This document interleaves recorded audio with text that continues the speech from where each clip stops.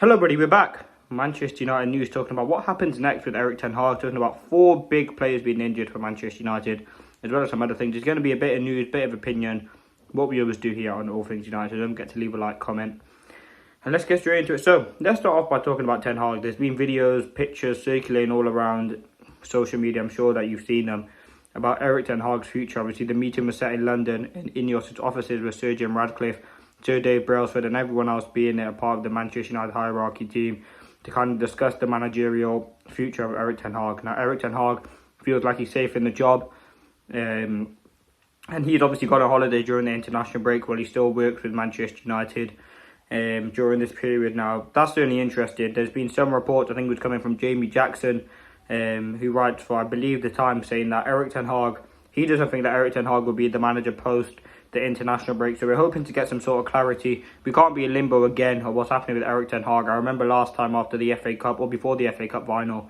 United did put out a few statements saying that they are with ten Hag and that Ineos, Barada backed him to kind of succeed. Now let's see what happens now. We've had a few poor results, our worst start to the season ever. It's looking over for Ten Hag, but we have to wait and see what happens. With candidates being talked to already, Thomas Tuchel, someone who's very high on the radar, someone who looks like he'll be joining Manchester United. Ten Hag does get sacked. In terms of interim, Carrick, like, we just have to see what happens if anything comes out. But that's kind of it. That is kind of the news at the moment, talking Erik ten Hag. There isn't anything really too new. There's not much that's come out of that meeting that's happened this morning. So we just know it started. It was in the Mayfair offices. Joel Glazer, Sir Dave Brailsford, Omar Barada, Dan Ashworth, Sir Jim Ratcliffe, everyone was there to kind of discuss and kind of make that final decision on Ten Hag and what's going to happen going forward. Now, you know my opinion. I think Erik ten Hag deserved a bit more time. I think what he's done for the club in 2 years is very, very good, but you can also see the other side of it. Worst start to the season, don't really have much of an identity. So, listen, we'll have to wait and see what happens with that. But yeah, that is the latest on Ten Hag at the moment. No real update, just the fact that we know that meeting's going ahead and we're expecting something to happen and conclude at some point. And with hopefully an official statement, something coming from the press or the media about really what does happen with Erik ten Hag. So that's all on Ten Hag. I don't really know what else to say. I've given my opinion. As anything big develops, we'll put a video out as we always do. But we hopefully have some clarity before the end of the international break. We've got our next game's in 11 days against Brentford. So as I said, by then we should have some inclination on what's happening with Erik ten Hag, whether he's staying, he's going, interim. And listen, we can't wait to see, because whatever I say won't really have an impact. This is just opinion. But have your thoughts in the comments. I'll be interested to see what you guys have to say in the comments. But yeah, I'm going to move on now, talking about Alejandro Garnacho, Mazraoui, Maguire, Mainoo, all of these players. So let's move on. So 4 players have returned back to Manchester United.